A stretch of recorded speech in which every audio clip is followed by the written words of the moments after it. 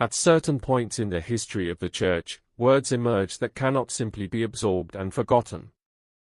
Not because they are loud or confrontational, but because they are spoken with calm authority by someone who knows the Church from within, someone who understands how delicate the sacred becomes when it is handled without care. Such words carry weight not through drama, but through depth, experience, and truth. This is why the recent reflections of Cardinal Robert Sarah have stirred such strong reactions across the Catholic world. These were not the reflections of an outsider looking in, nor the complaints of a critic standing at a distance. They came from a man who has walked the long corridors of ecclesial authority, who has prayed in silence where decisions affecting millions are made, and who has dedicated his life to safeguarding what the Church holds most sacred. When someone like this speaks, people listen, not because he seeks attention, but because he speaks from responsibility. If you haven't subscribed, click on the subscribe button so you don't miss out on future videos like this, because what you're about to hear is not just news, it's a wake-up call for every heart that still believes truth should burn brighter than silence. Now grab your rosary, quiet your spirit, and let your heart listen, not just with ears, but with faith. Between November 21st and 23rd, during a series of conferences and homilies in the United States dedicated to the liturgy and sacred music, Cardinal Sarah spoke with a clarity that continues to echo. These were not spontaneous remarks or emotional reactions. They were deliberate, carefully chosen words, shaped by decades of reflection and service. Weeks later, their impact has not faded. On January 3, these reflections were reported by the National Catholic Register, one of the most respected English-language Catholic publications. From there, they quickly spread across Catholic media worldwide. This rapid attention was not driven by sensationalism, but by recognition.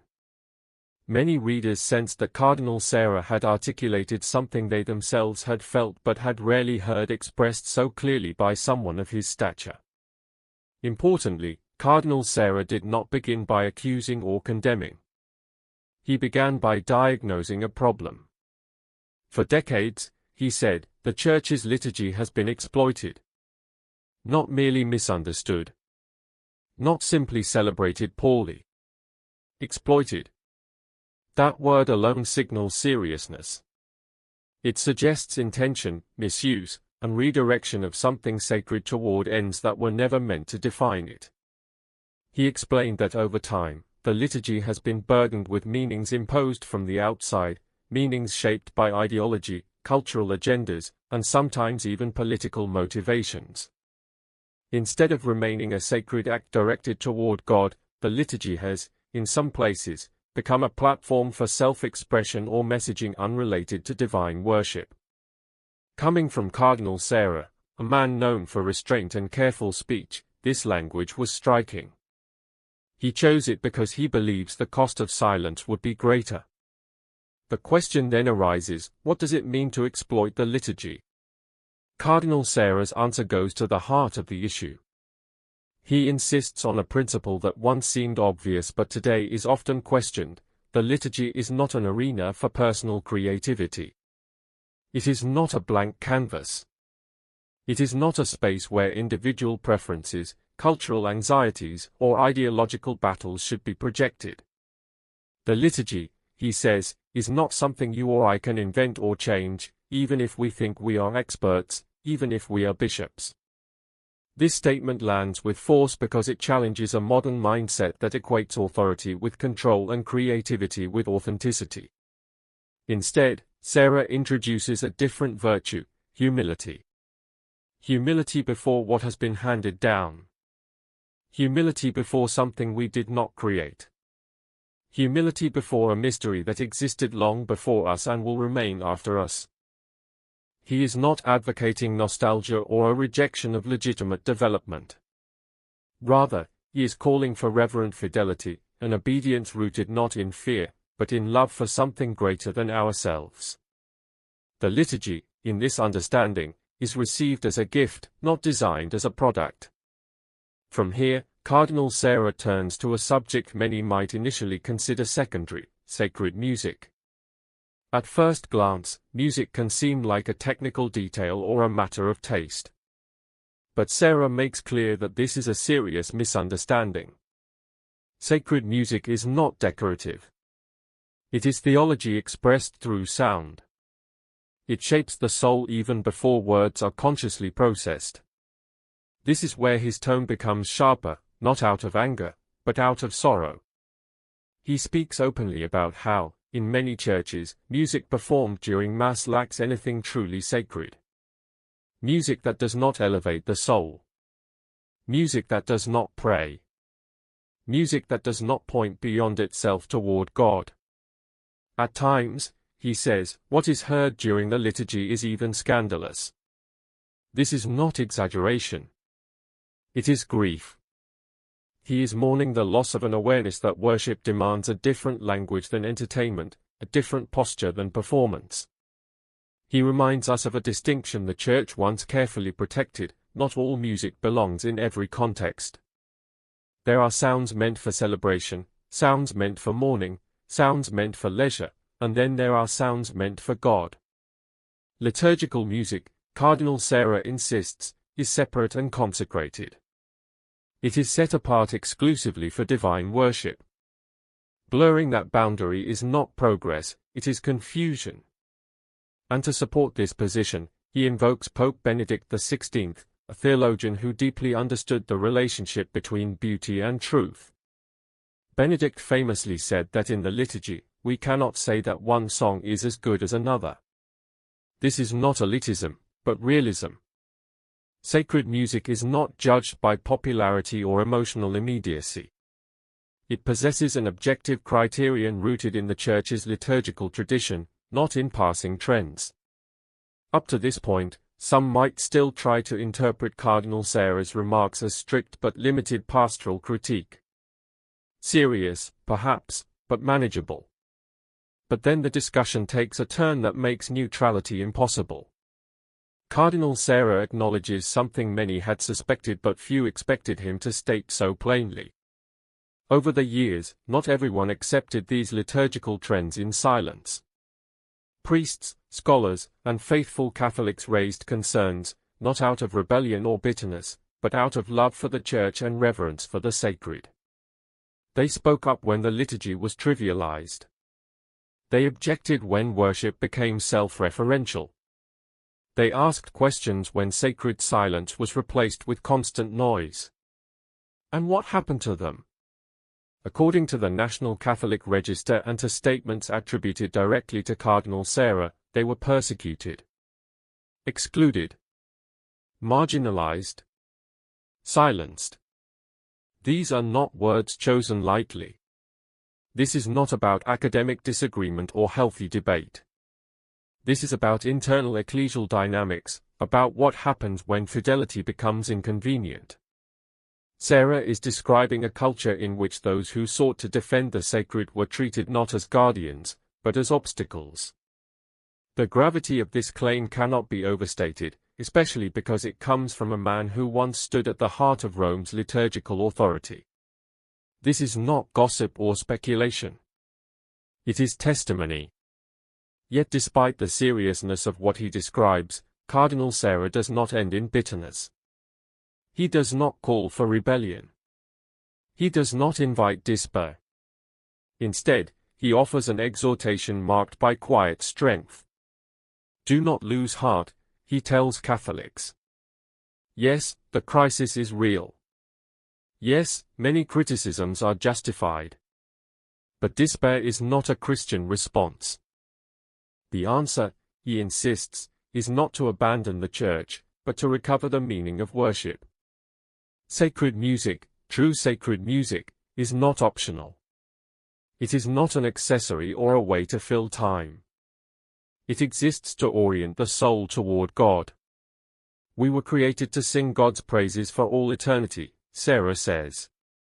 What happens in the liturgy is already a preparation for that eternity. This insight reframes everything. If the Mass is a rehearsal for heaven, then the way it is celebrated matters profoundly. What does it mean if heaven is drowned out by noise, distraction, or self-display? This question leads to deeper reflection. Once the word persecution enters the conversation, neutrality disappears. Cardinal Sarah is not describing imaginary enemies or exaggerated conflicts. He is describing a pattern that unfolded quietly, behind polite smiles and official language. Fidelity was mistaken for rigidity. Reverence was labeled resistance. Silence before God was treated as disobedience. This pattern is not new in church history. Whenever the church has experienced internal confusion, those who clung most closely to tradition were often accused of standing in the way of progress, not because they lacked charity, but because they refused to redefine worship according to the spirit of the age. What makes Sarah's words different is their source. He is not speculating. He is remembering. He recalls priests whose vocations were quietly stalled, scholars whose voices were excluded from serious conversation, and faithful Catholics whose love for sacred worship became a liability. And all of this happened not at the fringes, but within the Church herself. This is deeply uncomfortable, because it forces an honest question: can the Church, in moments of confusion, wound her own children? History answers that, sadly, it can. Still, Sarah does not dwell on injustice for its own sake. He names it to prevent repetition. He reminds us that the liturgy is not owned by any generation. It does not belong to committees or trends. It is received, not manufactured. And when the liturgy becomes something to control, reshape, or instrumentalize, authority itself becomes distorted. This is why the issue goes far beyond aesthetics. It is ecclesiological. It touches on how the Church understands obedience, authority, and fidelity when tradition feels inconvenient. Sarah's reflections reveal a deeper tension between authority and humility. True authority protects what it did not create. False authority reshapes what it was meant to guard. For this reason, Cardinal Sarah urges Catholics not to retreat into cynicism, but into deeper prayer. He does not call for outrage. He calls for reverence. He does not encourage factions. He encourages sacred silence, reminding us that silence is often where God speaks most clearly. At this point, the Church stands before a choice. If the liturgy is treated as raw material to be shaped, worship becomes self-expression. But if the liturgy is received as a gift, worship becomes surrender. This difference is not small. It is decisive. As Sarah's words continue to circulate, many observers now wonder whether the liturgy is about to return to the center of ecclesial debate. Some suggest that upcoming gatherings of church leadership may bring these questions back into focus, not as secondary concerns, but as foundational ones. Not as matters of taste, but of identity. Because how the Church worships reveals what she believes. And what she believes shapes how she lives. If the liturgy is reduced to performance, the Church becomes a stage. If it is reclaimed as sacrifice, the Church becomes an altar. This is why Cardinal Sarah's words matter. They are not about Gregorian chant versus modern hymns. They are not about nostalgia versus innovation. They are about whether God remains at the center of worship, or whether worship has slowly begun to revolve around us. Sarah does not issue commands or predict outcomes. He simply places a question before the Church: is the liturgy still received as a gift, or has it become raw material? That question now hangs in the air, unanswered, but unavoidable. For some, the answer will be uncomfortable. For others, it will feel like long-awaited clarity. One thing, however, is certain. These words cannot be unheard. Perhaps that is their purpose. To awaken. To unsettle. To call the Church not backward, but upward, toward sacred silence, timeless beauty, and worship that lifts the soul beyond itself and toward God. Because in the end, the liturgy was never about us. It never was. If this message touched your heart, like this video and share your thoughts in the comment or comment Amen and stay with us. More Eucharistic stories, deeper reflections, and holy insights are on the way. May Christ in the Eucharist be your light, your rest, your truth. Amen.